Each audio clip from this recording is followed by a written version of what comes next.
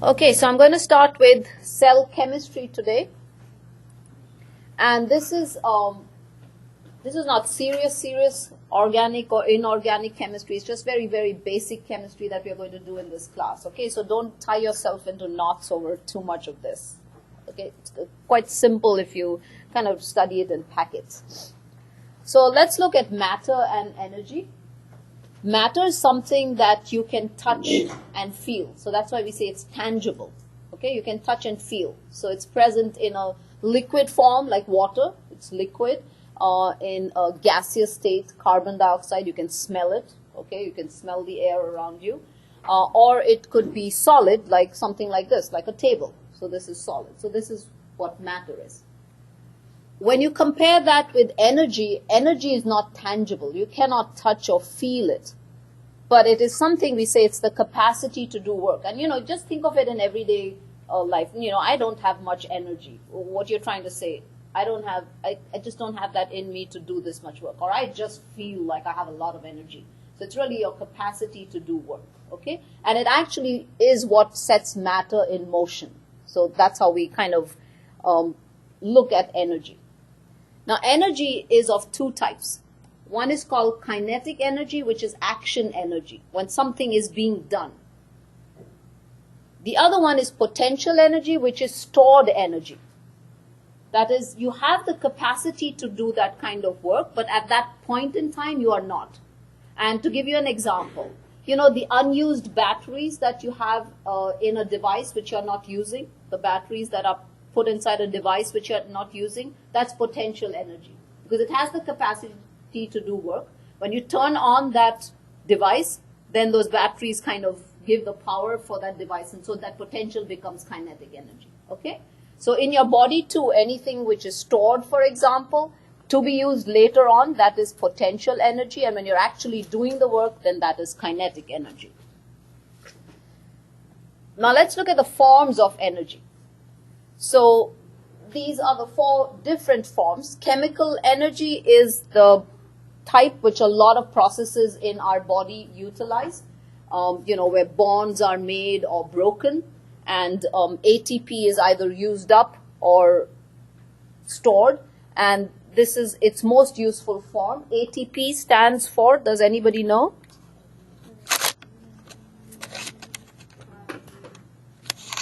Okay, it's adenosine triphosphate.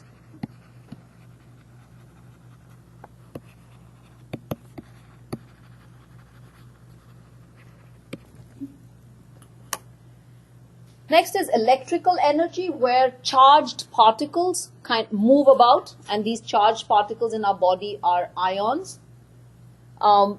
In your home, the electrical wiring that is present, that is electrical energy, how the impulses travel through that. In our body, it is used by the nervous system and the muscular system. So when electrical impulses pass through the nervous system, land on a muscle, and the muscle contracts, that is electrical energy. Okay? Mechanical energy is a direct movement of matter. For example, if I push a table or a chair, that's mechanical energy in your body. If you kind of lift up something like this, okay, you're pushing something with your hand, dumbbells, that's mechanical energy. And lastly, we have electromagnetic energy, which is also known as radiant energy, where it moves in waves like ultraviolet light, X-rays, infrared. All of these are electromagnetic kind of energy. When the light waves hit your retina, for example, and then you're able to see. So what happens is when it strikes the retina, the cells over there, they are stimulated, an electrical impulse passes, and then you're able to visualize whatever it is that you're seeing. So here you can see the light energy got converted into electrical energy. Okay? So that means energy can be converted from one form to another. Another example is when ultraviolet light hits your skin, then under the skin there's an inactive form of vitamin D, which is converted into the activated form of vitamin D. That's why they tell you go out in the sun and get exposed to ultraviolet light, though not too much, right? So here you can see that activation is a chemical type of energy, and ultraviolet light striking. So you can see this radiant energy is converted into chemical energy. Okay, so you can see how there's an energy conversion. Another example in your house is just that you turn, let's say you have a fan and you plug it into a socket and you turn on the socket. It's electrical energy, and then the blades of the fan move. So you can see how electrical energy is converted into mechanical energy. So you see that? So they're different, all over in your body and outside. You can see that there are various examples that you can find how energy is converted. Now here, let's answer this question, that having discussed kinetic and potential, which of the following is an example of conversion of potential energy into kinetic energy? So here are your choices. As you can see, when you're synthesizing, that means you're making ATP from glucose, or when you're breaking down ATP. ATP is a stored molecule. When you break it down to drive muscle contraction, or when you pump ions across a cell membrane, or example, you've eaten some chicken and then the protein is getting digested in your stomach. So choose which one of these do you think is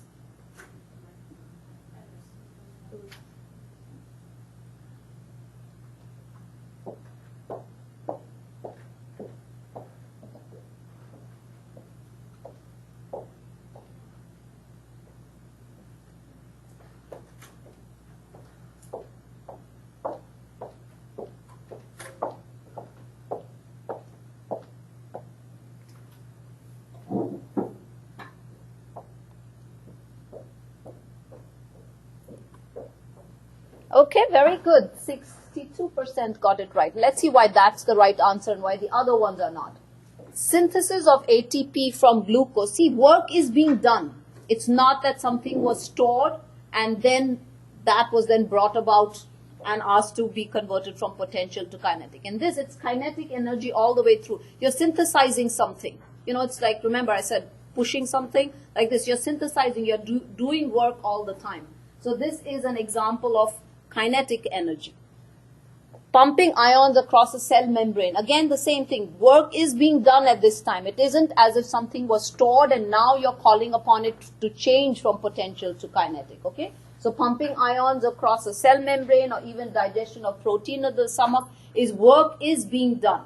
Right? So this is all, the first and the lower two are examples of kinetic.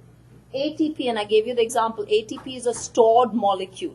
So it's like your battery which you're storing inside. So it's a stored energy molecule which is kept inside, and then when the body needs it, then it is used. So it's hydrolysis is when ATP is now broken down and muscle contraction is brought about. So that is the example of a conversion of potential into kinetic energy. Okay? Now let's look at how we break down matter into further subdivisions. So matter is broken down into elements, which are simple forms of matter, and there are about 118 of these. 92 occur in nature. The four main elements which are seen in our body. Can anyone help me out? Which ones are these?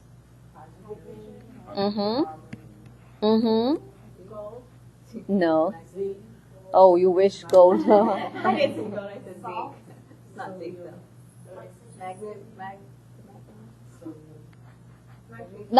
Did someone say nitrogen?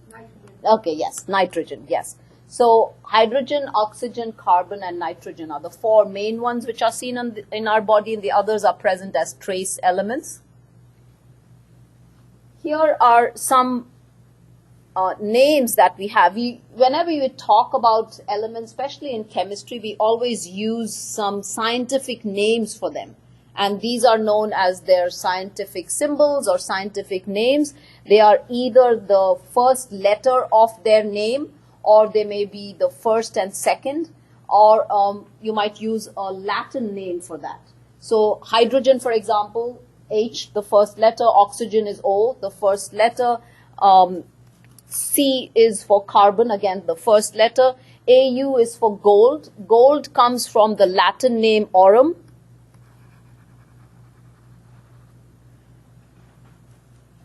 Gold is from aurum. Silver, the name for silver is argentum. Zinc, Z and N. Magnesium, M and G. Sodium, another Na. You would think sodium should have been with an S. It comes from, again, the Latin name natrium. Copper, Cu, comes from cuprium. So that's how you have Cu. So you can see sometimes you may not necessarily have the first and second.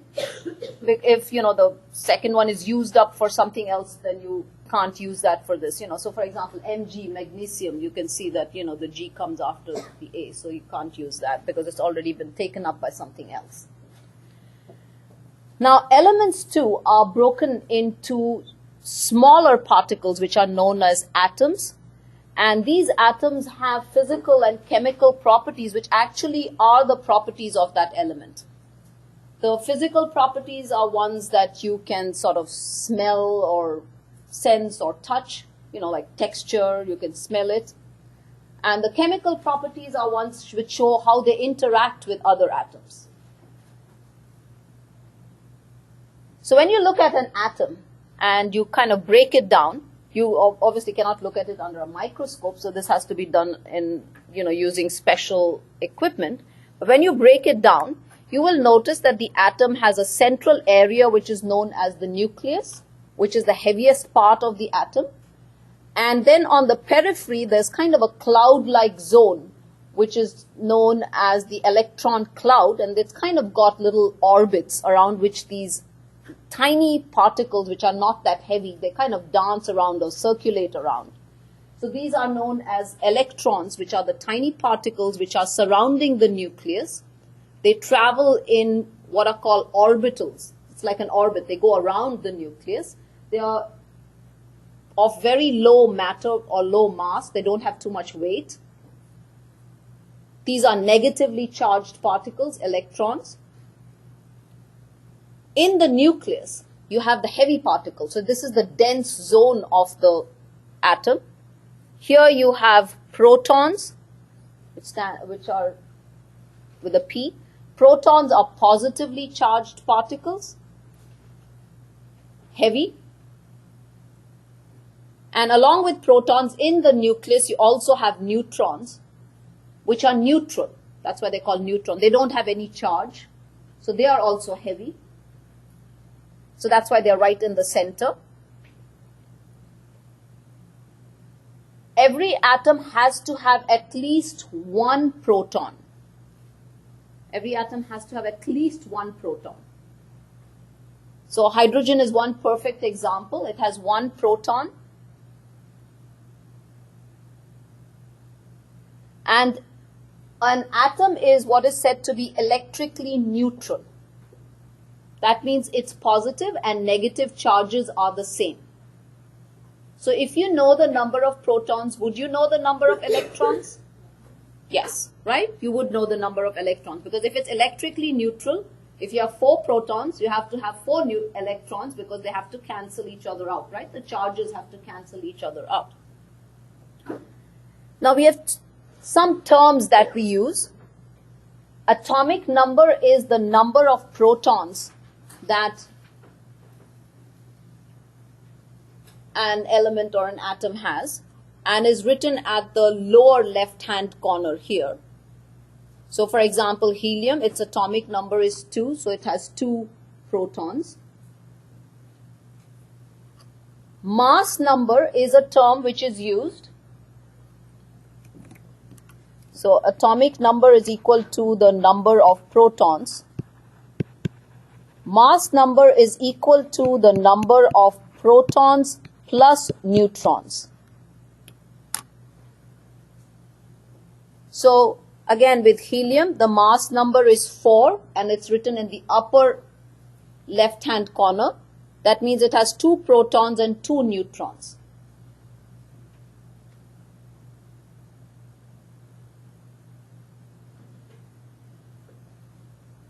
Now there's another term which is called atomic weight. Now when we look at these elements, we sometimes have different forms of an element. For hydrogen, for example, it has 3 forms of it. And let me first ask you these questions, and then we'll come to I'll go back to this atomic weight. So let's see, what is the charge of the nucleus? So think of what is present in the nucleus and tell me what is the charge of the nucleus.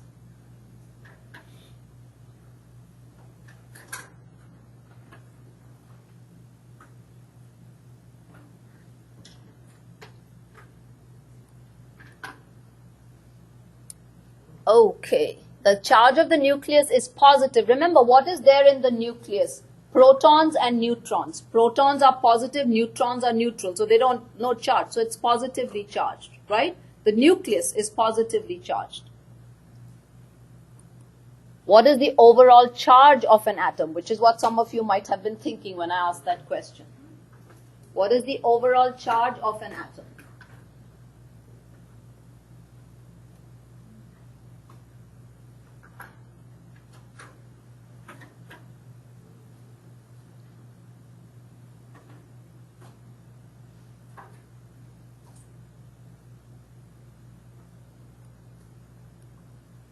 Yes, the overall charge is neutral because the protons and electrons, the electrons being negative, they are equal in number.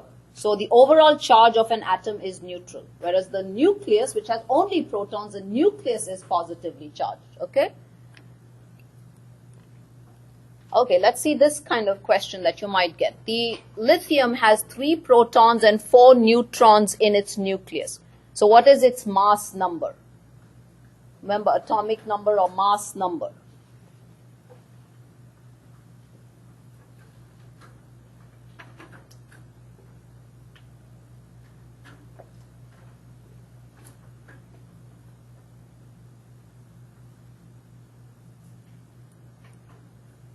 Seven. Yes, very good. The mass number is the sum of the protons and neutrons. So 4 plus 3 is 7. So how about this one? Sodium has 11 protons and 12 neutrons. So how many electrons will sodium have?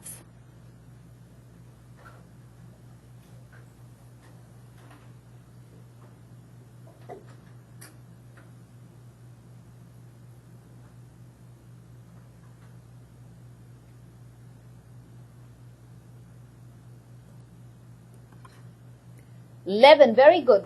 That's the correct answer. Look at this. I said the number of protons, first of all, if it's electrically neutral, so the number of protons and number of electrons will be the same. So if you know that it has 11 protons, don't get thrown off by any other numbers that get put into the equation, okay? So 11 protons means in order to be electrically neutral, it has to have 11 electrons, okay? So you might get the question worded differently. The atomic number of an element is 11. How many new electrons does it have? So then you start thinking the atomic number means the number of protons. So it has got 11 protons. So that means it will have 11 electrons. Okay? Yes? The number of protons is always going to be the same as the number of electrons. Yes. Always. Because an atom is electrically neutral. Yes. Yeah.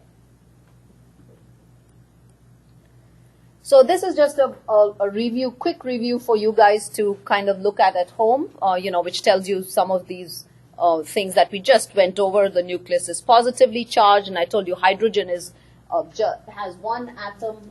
Is the simplest atom. It has just one proton and hence one electron. It is one of those atoms which has no neutrons, hydrogen. Okay? Now I was talking about, yes. I'm coming to that. Yeah, I kind of said, I was discussing atomic weight, and I was talking about hydrogen, and I said, okay, let me first ask you these questions before I go on to this subject. So we said hydrogen, the most prevalent form of hydrogen is this one, where it has one proton and one electron. There are no neutrons in the nucleus over here, okay? Now, hydrogen has other forms also. So when you have different forms of an element, we call that an isotope. So the two other forms of hydrogen are where the proton number is the same, but it is only that they differ in the number of neutrons that they have. So in the second type of hydrogen that we find, this which is not called hydrogen, it is called deuterium. This has one proton and one neutron, and 1 electron. And this one, which is tritium, you have 1 proton, 2 neutrons and 1 electron. So if you look at them, you can see that the proton number remains the same. Obviously, the electron number will also remain the same. It's only the neutrons which vary. So either you have none, or you have 1, or you have 2. You see that? So these are called isotopes, where the number of neutrons varies between the different forms of that atom or its element. And then how do you calculate the atomic weight? The atomic weight then is the average of all the isotopes put together. So if you take the average of all these three and put together, that is the atomic weight, because we never count the electrons in the weight, because electrons have a very negligible mass.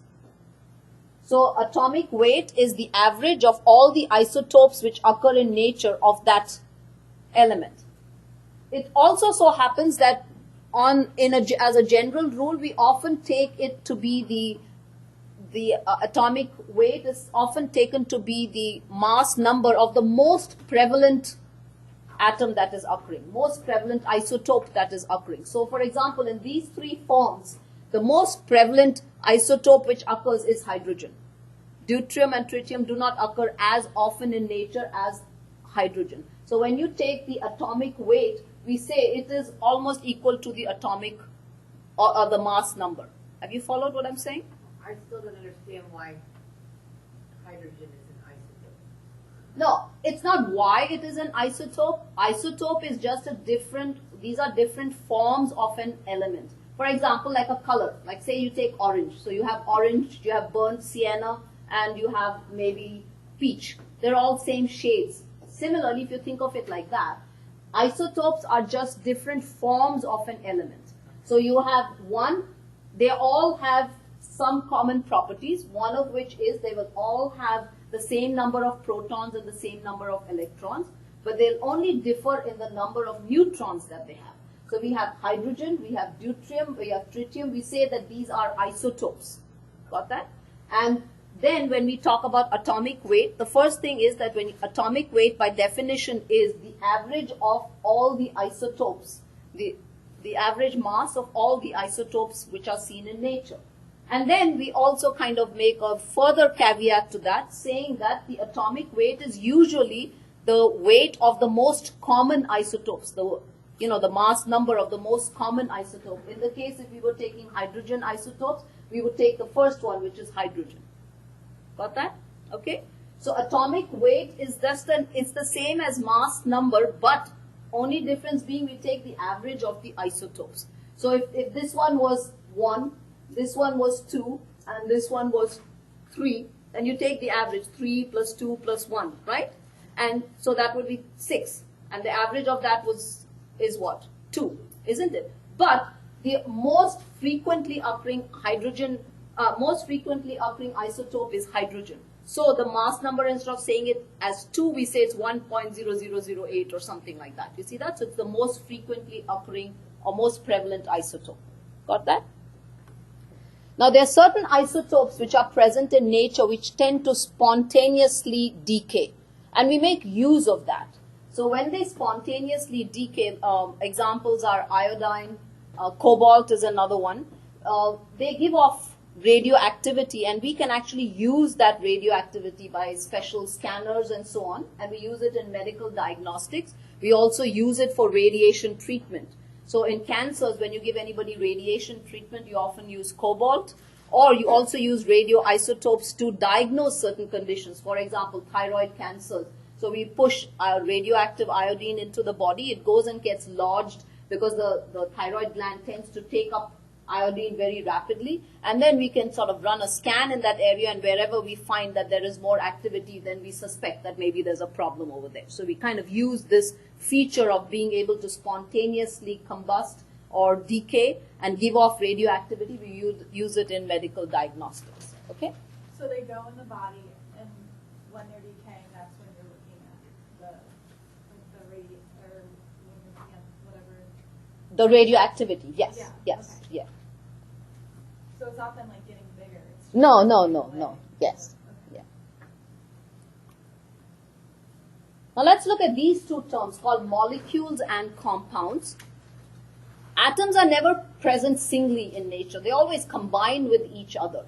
So when atoms of the same kind combine together, they form a molecule of that element. So for example here, two atoms of oxygen have combined to form a molecule of oxygen. So we write it as O2 to show you that two atoms have combined. When atoms of different elements combine together, firstly they form a compound and they form a molecule of that compound. So again I'll repeat, a molecule is when atoms combine together. Similar atoms, right? When similar atoms, not always, a molecule is when atoms combine together. When similar atoms combine together, they form a molecule of an element, like oxygen, hydrogen, nitrogen. When atoms of different, nitrogen atoms will combine together, they'll form a nitrogen molecule. When hydrogen atoms will combine together, they'll form a hydrogen molecule. When oxygen atoms combine together, they form an oxygen molecule. What is oxygen? An element, right? When different atoms combine together, they'll form a molecule. But at this time, you do not call it the molecule of an element, you call it a molecule of a compound. If you think of what is a compound is complex. It has different elements in it. Okay? So if you look at this CO2, carbon dioxide, it has carbon plus oxygen in it. So there are two elements. So you can see it forms a compound. So a compound is something which has two or more elements. Hence, it will be made up of atoms of different elements. So let's look at some more compounds here. Sodium sulfate, sodium, sulfur and oxygen. Calcium chloride, calcium and chlorine. So these are compounds.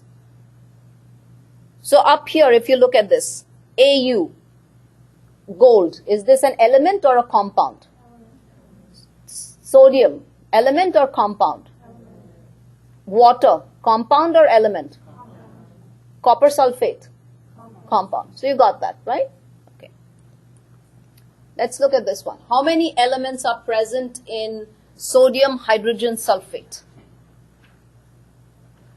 Can you say it again? Sodium hydrogen sulfate.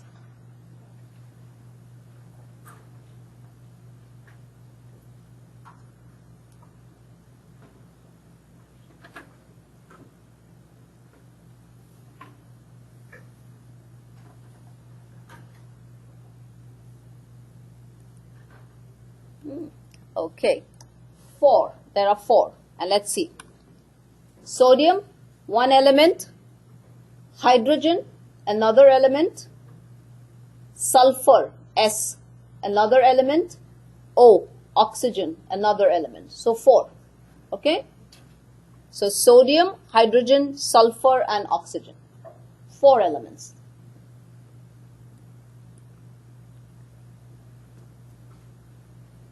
Okay, now let's see, we were talking about atoms and we were talking about electrons and then, their properties. So let's see how these atoms actually combine with each other. So they combine by forming bonds between them. The bonds are formed differently and these are known as chemical bonds. Now there are certain elements in nature which do not combine with anything. They don't react. They're kind of just by themselves. So let's put them as being very introspective. They don't like to combine with anyone. We call them inert elements. Examples of inert elements are they're called noble gases. These are helium and neon. And you'll see why they are inert in a few minutes. Most other elements are reactive elements. So we call them active elements. They're chemically reactive or chemically active elements.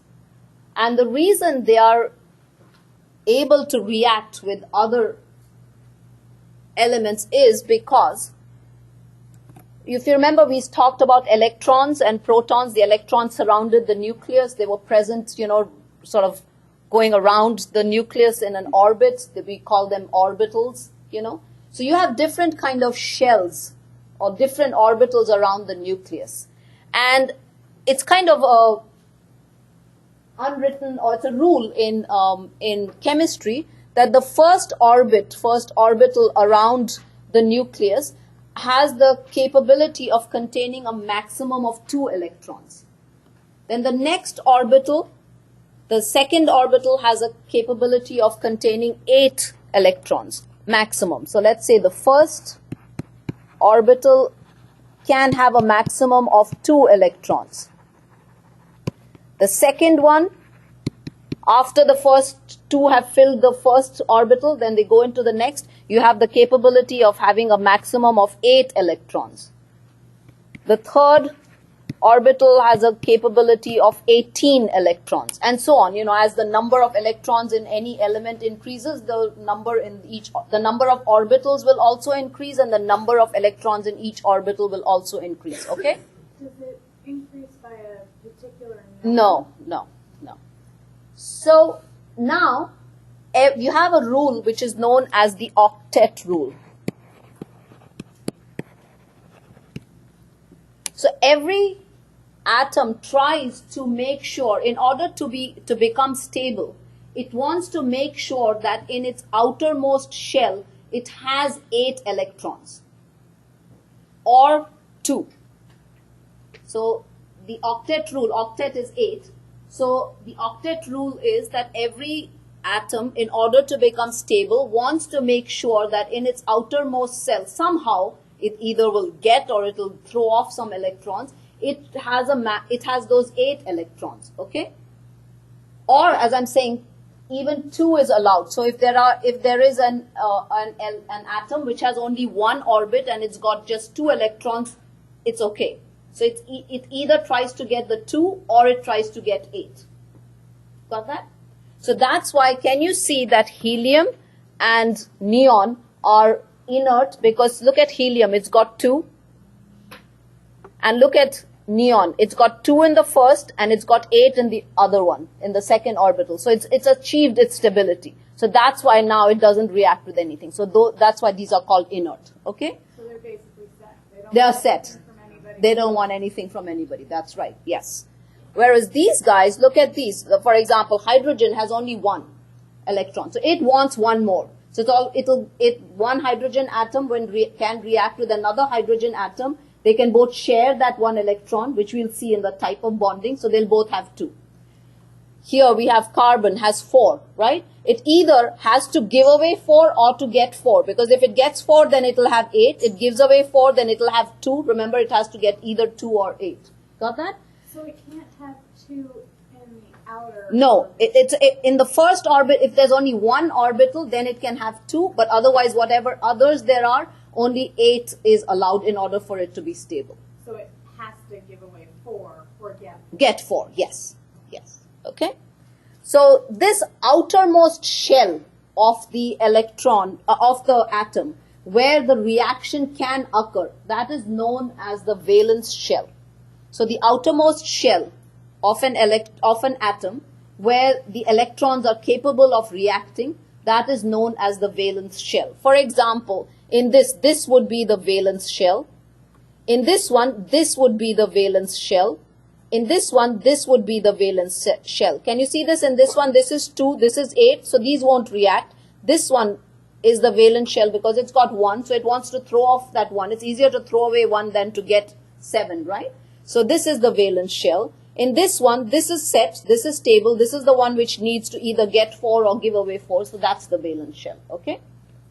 So let's now look at the type of bonds that are happening.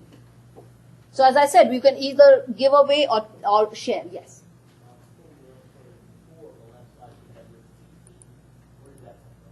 Oh, 18 was that in the third shell you can have a maximum of 18. But in order to become stable, you're only allowed 8 are the only ones which are allowed to interact. So in order for what it will have to do, if you have 18, you have to give away 10. You see that? Okay. So here, remember I said you can either give away or you can take or you can share. So when you're giving or taking from someone, that kind of a bond which is formed is known as an ionic bond. These are weak bonds. We call them weak because they're not attracted very strongly. They can break. They don't need too much energy to break them. And let's take an example here. You all know common salt, sodium chloride, and how exactly is sodium chloride formed. So if you look at sodium and you count the number of electrons, so there are 2 in the first orbital and there are 2, 4, 6, 8 in the second one. So 8 and 2, 10, and 1 in the third orbital. So it has a total of 11 electrons, right? And look at chlorine. So it has 2 and then it has 8, so 10, and then it has 7 in the outer one. So this is 17. So now if sodium were to give 1 electron to chlorine, what would happen? Then now its orbital would have 8 and it would be stable. And if chlorine were to get that 1, it would have 8 in its third orbital. It would become stable. Do you see that? So this one gives 1 and this one receives 1. So you get sodium chloride formed, and the bond between them is known as an ionic bond. Is there restrictions to how many orbitals? No. So they can have 5, 6. Yes. But 8 is the maximum reactive number of electrons, yes. So now here, when sodium gives away 1, what happens? It's losing 1 electron, right? So it's lost 1 negative charge. So it becomes positively charged. And when it becomes positively charged, we call it a cation. The way you'll remember cat, this plus sign. So sodium, can you see, has this positive sign? Because remember, it had the total number of protons and electrons to begin with are always the same, right? Now, if it gives away that 1 electron, it will have less electrons, right? The protons will be more, so it will be positively charged. Chloride, which receives that extra electron, has now a greater negative charge, so it is negatively charged and it's known as an anion. So I thought protons and... Yes, but remember, these are not simple, they are not existing separately, they are combined here. Okay, they are combined here, they are forming a bond.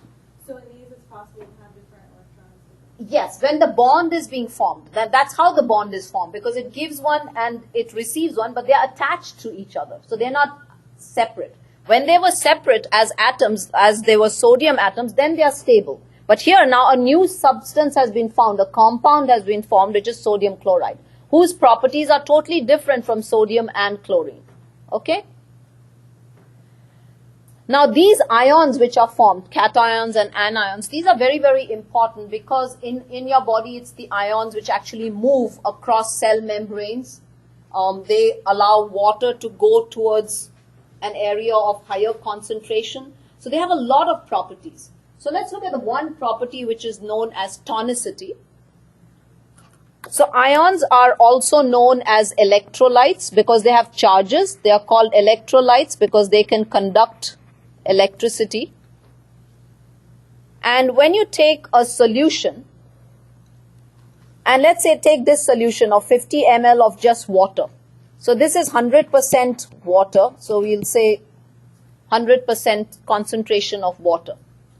Now let's take this solution here where you took 50% of 50 ml of water and you put 25 grams of sodium chloride in it.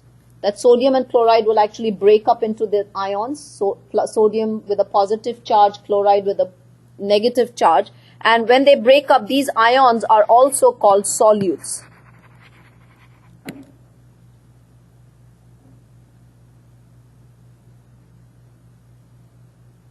So now in this, if you look at this, in this 75 ml solution, 50 ml was water.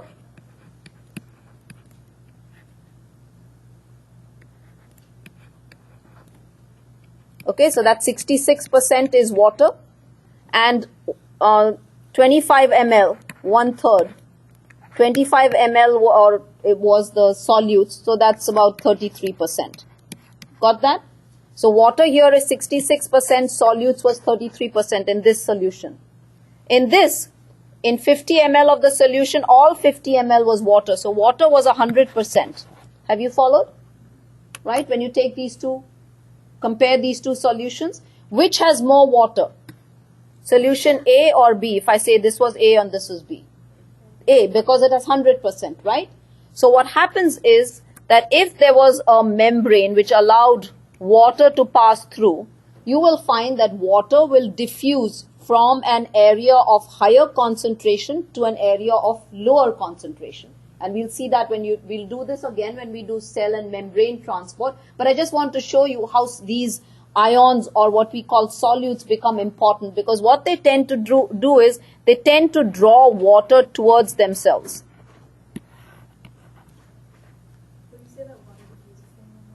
Yeah, I said the water diffuses from an area of higher concentration to an area of lower concentration. So whichever solution has more solutes will tend to draw water towards it. So this solution has more solutes compared to this one, which has none. So it is drawing water towards it. So any solution which has more solutes, so the more solutes we have, we say that solution is hypertonic. And any solution which has less solutes, we say that solution is hypotonic. And water moves from hypo to hypertonic. So this was hypo, this was hyper. So water moves from hypo to hypertonic. And I'll give you a good example by way which you can remember. You know, you take a dried bean, you've got these garbanzo beans and red beans which you have to soak in water. When you get them, they're really dry, right? So there's very little water inside, but they've been dehydrated, so they've got a lot of salts inside, so they've got solutes. When you put it in water, what happens? It swells. Why? Because they have the bean, or the garbanzo bean, or the red bean has drawn water towards it. So can you see it's going from that bowl of water, which is hypotonic, into this bean, which is hypertonic, and that's why it's swollen. Okay? So fluid or water moves from hypotonic towards hypertonic. Okay? And we will do this again in cell transport, but this was just an introduction. It's like a sponge, right? It's like a sponge, yeah. You know, like how a sponge draws in water. Yes, yes. The next type of bond. So in ionic bond, which we just did, we said that, you know, you gave away electrons or you received electrons. But how about here a little bit of, okay, a little selfishness. Like I don't want to give away, and neither do I want to receive all. I just want to share. So not selfishness, maybe they're better. So let's look at this situation here where we have a carbon atom and we've got hydrogen atoms. So carbon atom has 2 in the first orbital and it's got 4 electrons in the second one. So it needs 4 in order to become stable. Hydrogen has only 1 electron, right? So each of these 4 hydrogen atoms need 1 more in order to become stable. So can you see if carbon reacted with 4 hydrogen atoms, at each point it shared over here. So you can see the hydrogen will get 2 and the carbon will get 5. Now it shared with this one, hydrogen gets 2, so now it's got 6. It shared with this one, hydrogen's got 2 and now carbon has got 7. And it shared with this one, so hydrogen has 2 and carbon has got its 8. So it shares it with 4 hydrogen atoms and you get a gas which is known as methane. So you can see that because only 1 electron is being shared with each of the hydrogen atoms, you show the bond as just a single line. Can you see that over here? Okay. So this kind of a bond is this type of a covalent bond, only 1 electron is being shared. Let's look at another example where let's take 2 oxygen atoms and you end up forming an oxygen molecule. So oxygen has 2 in the first orbital and it's got 6 electrons in the second orbital. So it needs 2. So if you got 2 oxygen atoms, if these atoms shared 2 of these electrons, they both would get 8, right? So they've got 6 and they're sharing, so 8. So you get now an oxygen molecule because 2 of the electrons were shared. You will show it as 2 bonds. So O, and you will write it as, if it's not clear, you will do this way, right? So just to show you that 2 electrons are being shared. In this third one, we are looking at nitrogen. So it's got 5 electrons in its outer orbital. So it needs 3 to make 8. So if it shares 3 with another nitrogen atom, you will get a molecule of nitrogen, and 3 electrons are shared. So each one of them will get 8. So you'll see nitrogen with 3 bonds. Can you see this? 3 electrons being shared. So this is covalent. This is called covalent bonding, where instead of giving one or taking one, you're actually sharing the electrons. Okay? So let's review this. Is that one? I'm sorry. Yeah.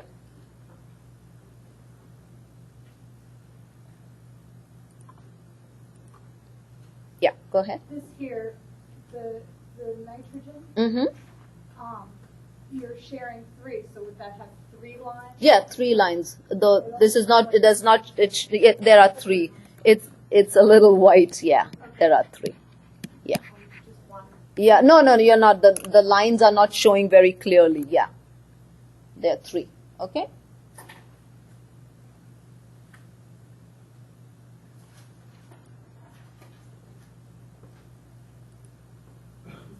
So let's review the ionic and Ionic covalent bonding bond. occurs between 2 atoms when one of the atoms has sufficient strength of attraction to remove an electron from the other atom. A sodium atom has 1 valence electron, with a stable energy level below containing 8 electrons. A chlorine atom has 7 valence electrons. If the atoms collide with sufficient energy, the chlorine atom will remove the electron from the sodium. The sodium atom loses its only valence electron and becomes a positively charged sodium ion. The energy level below now provides sodium with its stable octet. The extra electron completes a stable octet for chlorine, which becomes a negatively charged chloride ion. Covalent bonding occurs when neither atom has sufficient strength to completely remove the other atom's electrons. The atoms share electrons, and both atoms achieve a stable outer energy level. A hydrogen atom with 1 valence electron needs 1 additional electron to complete the first energy level.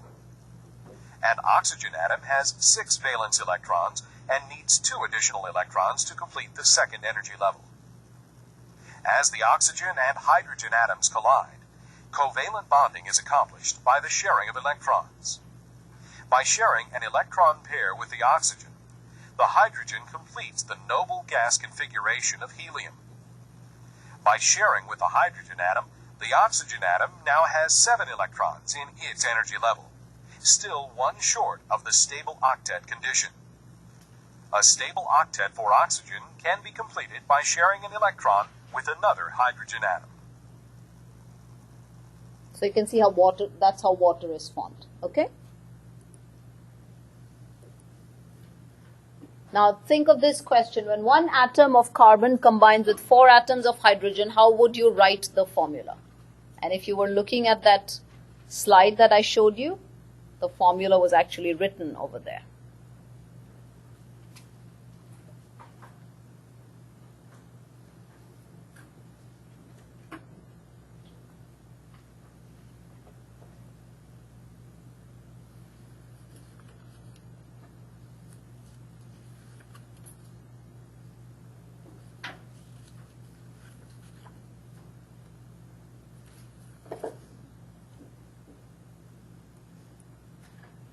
Yes, it's CH4. You'll write it as CH4 and none of the others, not 4HC or 1C and 4H or not C4H. It's written as CH4 to say that there's 1 atom of carbon and 4 atoms of hydrogen. Okay? Now, when we looked at covalent bonding, we also have a different type of covalent bonding called polar and non-polar covalent bonding. non-polar covalent bonding is where the electrons are shared equally. That means it doesn't tend to kind of reside or sort of show preference for any one of the elements present. So one good example was carbon dioxide, where the two electrons between oxygen and carbon are shared equally on either side. So this is called a non-polar covalent bond. In a polar covalent bond, the bonding is done in such a manner that one part of this over here, where the two elements are interacting with each other in this molecule, one part of it tends to attract the electrons more and the other parts not so much. So the part which attracts the electrons more will be negatively charged, and the part which attracts the electrons less will be positively charged. Because remember, electrons have a negative charge. So anything, wherever the electrons go, it will carry a negative charge with it. So if you look at water molecule, it just so happens that you saw in that little video just now how oxygen had to combine with two hydrogen atoms to form water, right? Now it so happens that oxygen tends to have more affinity for the electrons. So the electrons kind of reside a little bit closer. It's like they favor the oxygen more. So the oxygen end of this molecule is negatively charged, and the hydrogen end of the molecule is positively charged. Okay, so it's like they have two separate poles, one negative pole and one positive pole. So that's why these are known as polar compounds. Okay, so water is one such example. And let's look at this in.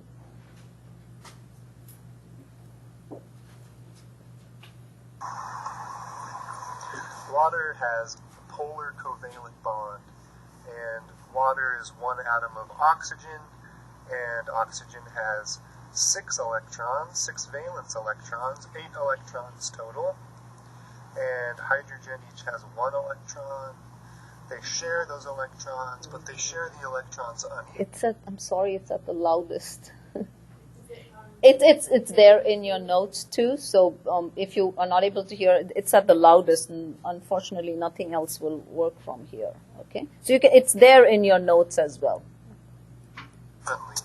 So when the molecule bonds, when the atoms bond up, one side of the water molecule becomes negative, and one side of the water molecule becomes positive. The hydrogen sides are positive, the oxygen side is negative.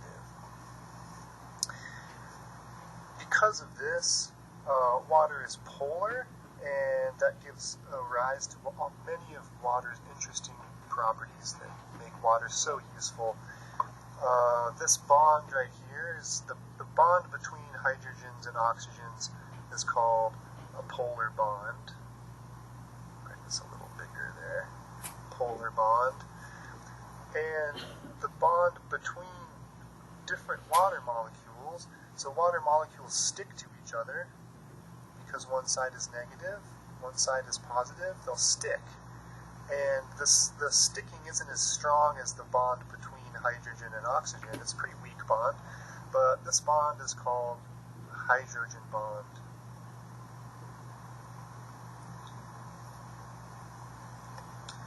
And these bonds are constantly forming and breaking, and they lead to water's many amazing properties, which we'll discuss next. So he just showed you polar bonds and was saying the same thing, how one end of the molecule is more positively charged and the other end was negatively charged. So with the result, we also get what is the formation of weak bonds, which are known as hydrogen bonds, and water molecules are the best example of this, where you see that hydrogen, which is positively charged over here, you know, if you put droplets of water, they tend to kind of stick to each other. That's what gives rise to surface tension of water molecules. So if you put water molecules together, they will stick because the hydrogen, the positive end of one will react with the negative end of the other. So they pull each other like this, and that's how water molecules can stick to each other. But these are weak, but they can also be broken, so you can, you know, break them. Yes?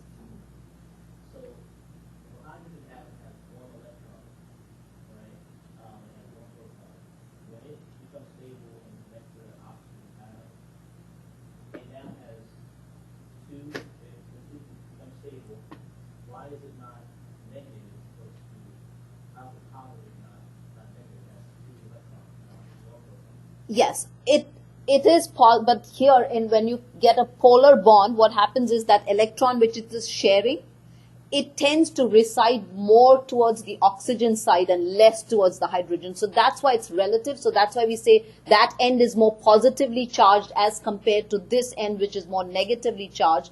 It's not equally shared like we saw in carbon dioxide. That's why we say that that part is positive. It's not that the electron has disappeared or anything. It's just that the electron resides more towards it. And think of it as color. There's more color towards this end and less towards that end. So like that, okay? So that's why that's why we say it's a polar bond. We don't say the whole atom is negatively charged or positive, okay?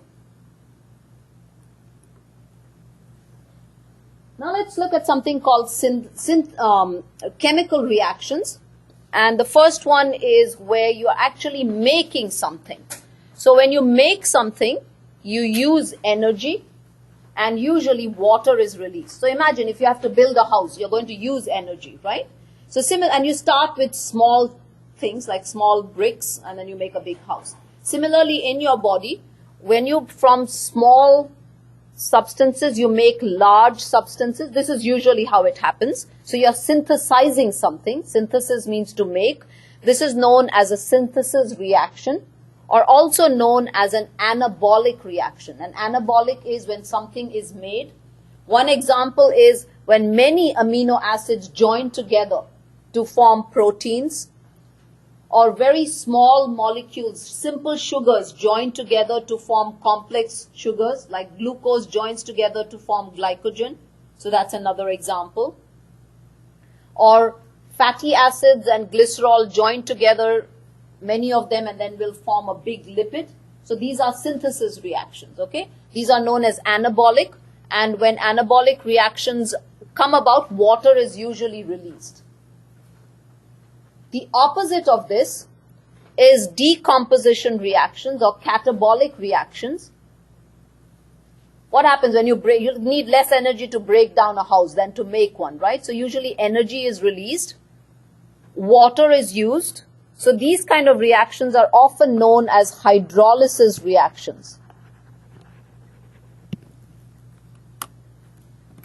So a good example is that in your I told you when many glucose molecules join together, they form glycogen. Glucose is a simple sugar, glycogen is a complex sugar. So joining glucose together to form glycogen is an example of an anabolic reaction.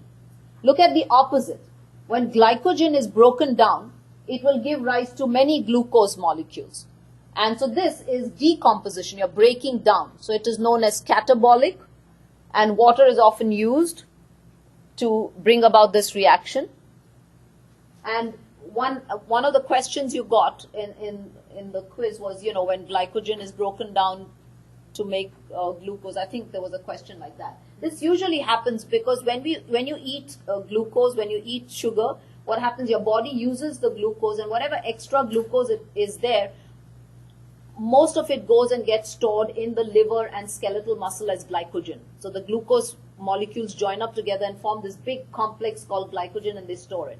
Then when your body needs it, let's say you haven't eaten for a while and you need energy, it will bring that glycogen from the liver and skeletal muscle, break it down, provide glucose as fuel for your cells, and that glucose then gets broken down into ATP, which you can finally use. Because ATP is the utilizable form of energy for your cell. You can't use just glucose. You have to break glucose down into ATP to be used, okay?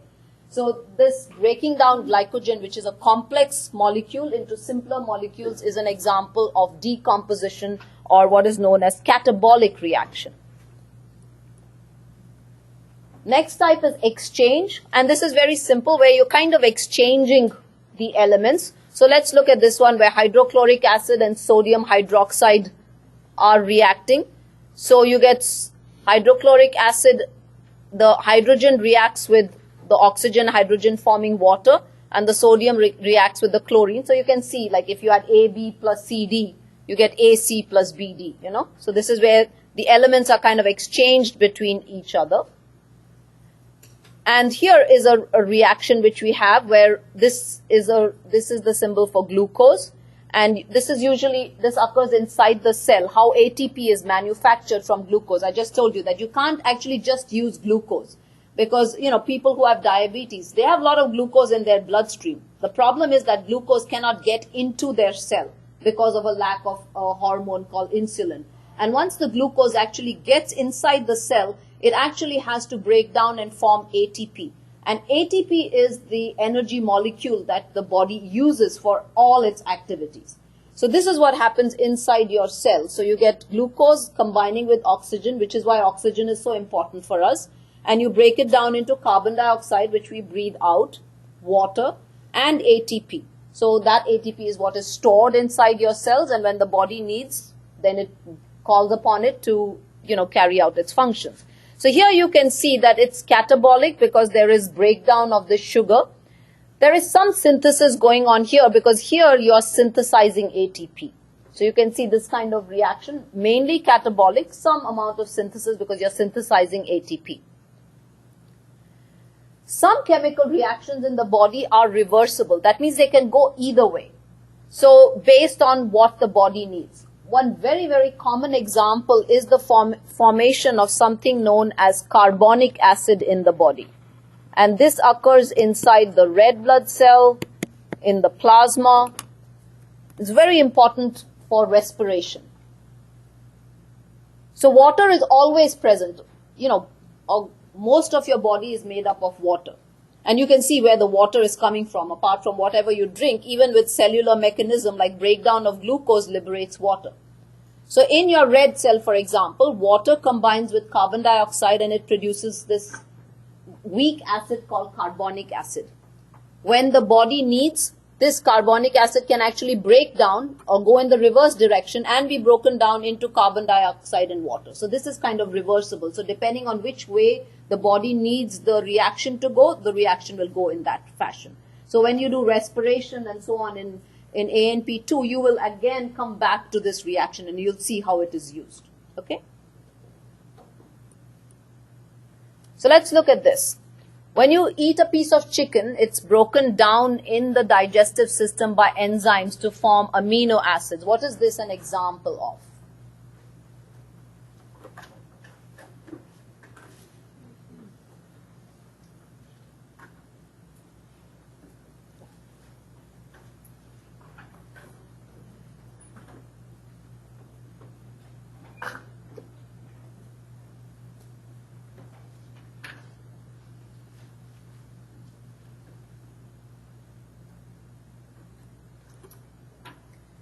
This is an example of a catabolic reaction. Remember right in the beginning, the first one, when I said synthesis, I said amino acids, you join amino acids together to form proteins. So here when you eat chicken, chicken is protein. You're actually breaking down, the word breaking down should have given you the hint. You're breaking down a complex protein into smaller amino acids. So this is a catabolic reaction, okay? Now here are some factors which influence chemical reactions. Temperatures, usually higher temperatures tend to speed up chemical reactions, higher temperatures to an optimal level, which is why in your body, for example, you need to maintain your body temperature. If your body temperature gets too high, then enzymes can get denatured. If your body temperature gets too low, you know that all metabolic activities kind of stop, right? So you need an optimal temperature. So raising the temperature to a certain level speeds up the action. Particle size, the smaller the particles are, the faster they are able to react. They're able to move about much faster. So smaller particles react much faster. Concentration, the more there is of the elements which have to react, so the more concentrated a concentration there is of the elements that are reacting, the quicker and faster the reaction will be. If you have less of the elements, obviously the reaction is not going to be that much. And then in the body you have certain catalysts which kind of speed up the reaction. These catalysts are called enzymes. So they help to kind of speed up without getting changed themselves. So they don't take part in that. They don't get chemically changed during the reaction. They only help. So think of them as moderators. Two people are having a fight and you as a moderator kind of, say, do this, don't do that. So you don't kind of get changed. Those people do their job, okay? So not a great example, but that's the best I could think of. Instigator? Pardon? Wouldn't it be an instigator? yes, you could think of it that way too. That something that's bringing about a reaction. Yeah, I could say an instigator too probably would be a better example. Yeah. Okay. Can you use catalysts and enzymes interchangeably, or are they two separate things? Most of the time, enzymes are the ones which act as catalysts, but sometimes you may have some substances in the body which may act as a catalyst. We may get minimal change, but for purposes of this class, we'll use them So interchangeably. enzymes don't change, catalysts do change. Some of them, some, yeah. Wait a minute, now I'm confused. What? So that's why I said, for now, for our purposes of our class, we'll use enzymes as catalysts, and enzymes do not change in a reaction. Let's look now at biochemistry. So we look at inorganic compounds first. Water, which forms about almost 80% of all your living cells. It's inside your cytoplasm. It is the solution in which all the other substances are dissolved. So we call water a solvent. Solvent is something in which solutes are dissolved. It's a very good transport medium. So you can see plasma is 55% water. Gases are transported in plasma, vitamins, nutrients, everything. So again, it's a good transport medium used in reactions where you need to break down compounds. So that is the hydrolysis reactions I was talking about. In certain parts of our body, like we did serous cavities, if you remember, the pleural, pericardial, and peritoneal, these contained small amounts of fluid, of which it's mainly water. They act as a lubricant. In your synovial cavities of your joints, again, you have this lubricant. So it acts as a lubricant in many areas of your body. Protective in function, through its lubricating function, it's very protective. So it has a very, very important role to play. So while it is a solvent, dissolved in water are many substances. Of them, we have salts. Sodium chloride is one, potassium chloride, calcium chloride. These are all salts. They break down into or dissociate into ions. Like you got sodium chloride, positively charged sodium, negatively charged chlorine. Potassium chloride, positively charged potassium, negatively charged chlorine. So this way, okay? So they break into ions, and ions are capable of allowing electricity to pass through. So we call ions electrolytes. So whenever in your, if you've ever looked at, next time you buy a bottle of Gatorade or any of these sports drinks, just look at the electrolytes listed there. So the electrolytes would be sodium, potassium, chlorine, bicarbonate, all of these which are charged. So these are all your electrolytes which are very important. They are present in your cell. Calcium, they're present outside the cell. Sodium, all of these. So these are electrolytes, very, very important. And they allow electricity to pass through. And Yes. That's what makes them. No, they are charged particles, which is why they allow electricity to pass through. Then we have acids and bases. Acids are substances which release hydrogen ions, and bases are substances which mop up hydrogen ions. So if you look up here, hydrochloric acid, hydrogen ion, and chlorine. Bases, sodium, NaOH is sodium hydroxide. It releases sodium and a hydroxyl ion.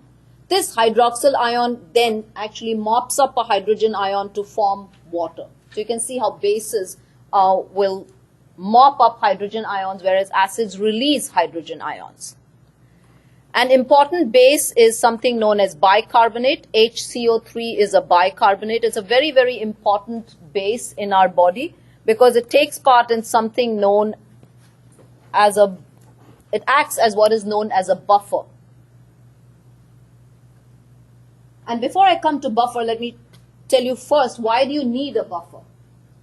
In your body, your blood pH is maintained at something known as something between 7.35 and 7.45, the pH of your blood. And you always want to keep it constant at that level. So what is pH? pH is the amount, the number of free hydrogen ions. So the more hydrogen ions you have, free, the more free hydrogen ions you have in your body, we will say that your pH is acidic, but the pH number is low.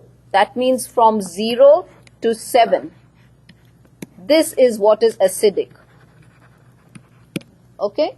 So if you have, say, 100 hydrogen ions, I'm just saying, suppose you have 100 free hydrogen ions, your pH is 5. If you have 150 free hydrogen ions, your pH is 3. Do you understand? The higher the number of free hydrogen ions, the lower the pH number, the more acidic it is. Right? The more acidic it is means numerically the number is low. Lower the number of hydrogen ions, the more basic or alkaline your pH, which means that the higher pH number. So between 7, from 7 upwards, let's say 7 to 14, we say this is basic or alkaline.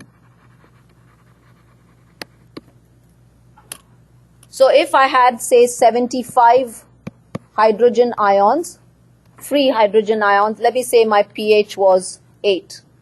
And if I had 50 hydrogen ions, my pH would be 9. Do you understand? The lower the number of hydrogen ions, the more alkaline the solution is. And the more alkaline the solution, the higher the number, the numerical value. Okay? Have you followed? The more the hydrogen ions, the more acidic your solution, but numerically your value is lower. Okay? What do you say? If I ask you which solution is more acidic, 2 or 3? 2, right? So that means it has more hydrogen ions. So think of it like that. Now buffers are solutions or substances in the body which resist a change in the pH. So what they do is, if your pH goes either below 7.35 or above 7.45, depending on what happens, what the buffers will do is they will either release hydrogen ions to bring down the pH, or they will mop up hydrogen ions to take the pH up. Got that? So buffers, they prevent the pH from changing. They like to keep it in the range. So they either release hydrogen ions or they mop up hydrogen ions to make sure that the free hydrogen ions which are floating, they are not increasing or decreasing in number. One very good example of buffers is this bicarbonate, this thing called carbonic acid. This here is called carbonic acid. And this is bicarbonate. So it's often called the carbonic acid bicarbonate system. So it's often called the carbonic acid bicarbonate system. And you can see how carbonic acid can release hydrogen ions if needed.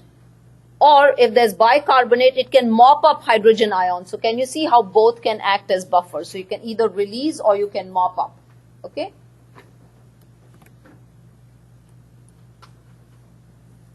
So let's look at this question quickly. A solution of pH of 4 will be?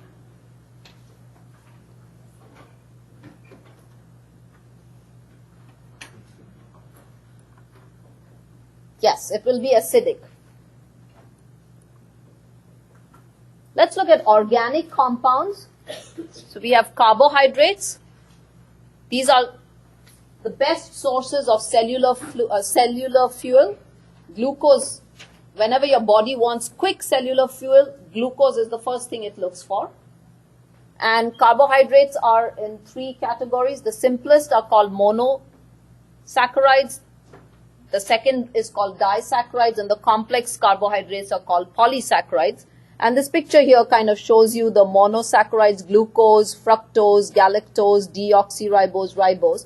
They all contain carbon, hydrogen, and oxygen. And here you can see when glucose and fructose join together, they form sucrose. So this is a synthesis reaction. When sucrose is broken down, it forms glucose and fructose. When just 2 glucose molecules join, they form maltose. When galactose and glucose join, they form lactose. So these are disaccharides. And glycogen and starch are examples of polysaccharides. Glycogen and starch are examples of polysaccharides.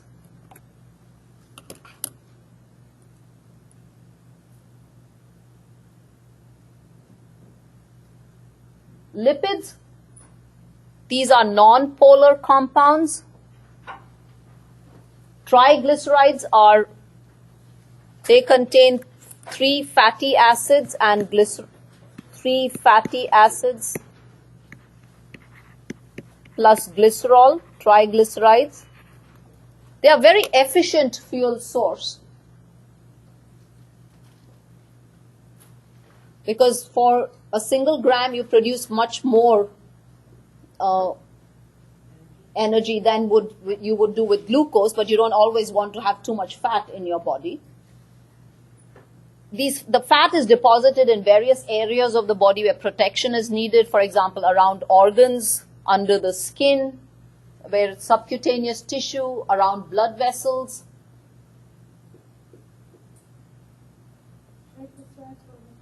Three fatty acids plus 1 molecule of glycerol, so that's what a triglyceride is. Fats can be seen in various important parts, important substances in your body like hormones. Steroid hormones contain fats. The cell membrane is phospholipid in nature, so that again contains fat. So, you can't totally be on a fat-free diet because your body does need fat. And amongst the fat, there is good and bad. There's one kind of fat called saturated fat, which has single covalent bonds. And this tends to be solid at room temperature because it can be straight and the molecules can get tight and adhere to each other. The unsaturated fats have double covalent bonds. They may be either 1 or 2 covalent bonds. You've heard of monounsaturated and polyunsaturated fatty acids. Why are they good? Because these do not they are liquid at room temperature. They don't solidify. And that's because their bonds are such that they kink, so they don't allow them to kind of adhere to each other. So that's why they don't sort of coalesce and become solid. Proteins contain nitrogen and sulfur.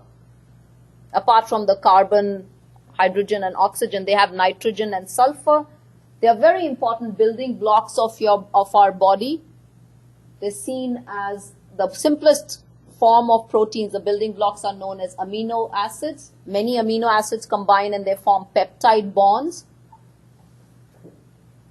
And when you have about, 10 or more peptide bonds, you call it a polypeptide. And when you have more than 50 of these amino acids, you call it a protein. Proteins are important because they can get heat. Very, very high temperature can denature the proteins. So that's why very high temperatures are not good for your body. You always want to bring down the temperature. When it goes beyond 103 or something, you're always worried because body systems stop functioning. Okay. We still have a few, let me just see how much is.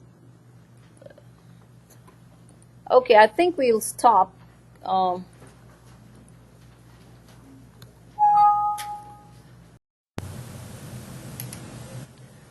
We'll move on to enzymes, and enzymes are mainly proteins, and they are reaction specific. That means that one enzyme will act on only one substrate, and an example that I have here is carbonic anhydrase. This is present in red blood cells, and what it does is it speeds up the reaction between water and carbon dioxide, and this produces carbonic acid, and it can go in either direction. And so because it's present in red blood cells, this reaction occurs really fast in the red blood cells. The same reaction occurs in plasma as well, but because carbonic anhydrase is not present there, the reaction does not occur as fast. So you can see one of the main properties of enzymes is to speed up reactions. However, they do not themselves get changed during the reaction. So as seen in this picture here, you can see what the enzyme does is it combines with the substrate, that means the substance it's going to act upon, and they form a complex, and somehow there's an internal rearrangement, and after the rearrangement, the enzyme is liberated, it's free in order to take part in the reaction again, and you get the end product over here. So that's how these enzymes act. Some enzymes need activation, not all of them. One example is pepsinogen, which is present in the stomach. It is an enzyme which helps with protein digestion. Now, pepsinogen gets activated to pepsin in the presence of hydrochloric acid, and when if hydrochloric acid is not present, then pepsinogen will not get activated. And this is the reason why the stomach is acidic in nature. The medium inside stomach produces hydrochloric acid so that this pepsinogen can be activated.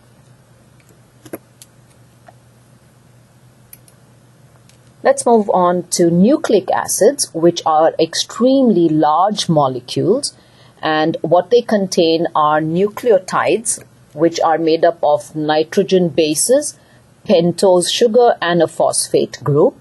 And the nitrogen bases are adenine, which is the A here, thymine,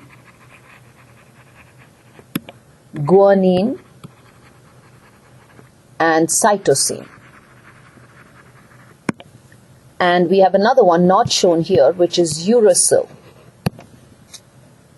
So let's look at the two different types of nucleic acids. DNA is deoxyribonucleic acid, which is present in the nucleus. And this is a double-stranded. As you can see, it has this double helical property. These are the 4 nitrogen bases which are present. It carries out protein synthesis, so it gives orders for protein synthesis. It contains the hereditary material in it, and so it's like the bandmaster which gives orders, and so it gives orders for protein synthesis present in the nucleus. RNA is ribonucleic acid. So RNA is ribonucleic acid, which is present outside the nucleus. And in this, the nitrogen base thymine is replaced by uracil. And there are different types of ribonucleic acid. You have mRNA, tRNA, and so on, but we won't go into those details. But this is single-stranded, so it's doesn't have this double helical structure, and it takes orders for protein synthesis. So those are the differences from DNA. So takes orders for protein synthesis.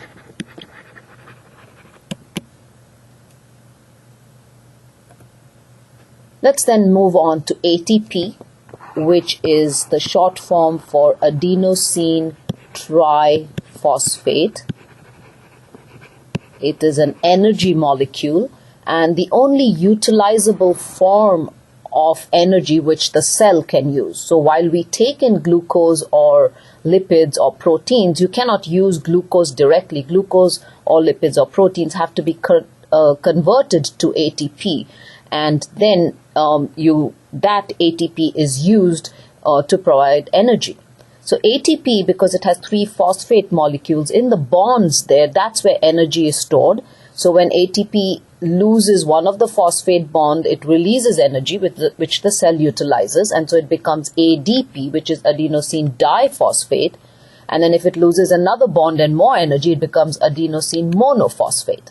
So the body the cells utilize the stored ATP, and then when you run out of ATP stores, then more is made up from the fuel that you eat, which is glucose, lipids, and proteins.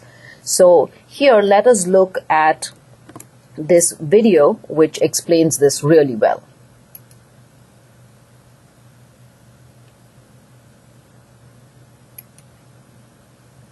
The molecule used by most organisms to transfer energy is called adenosine triphosphate, or ATP.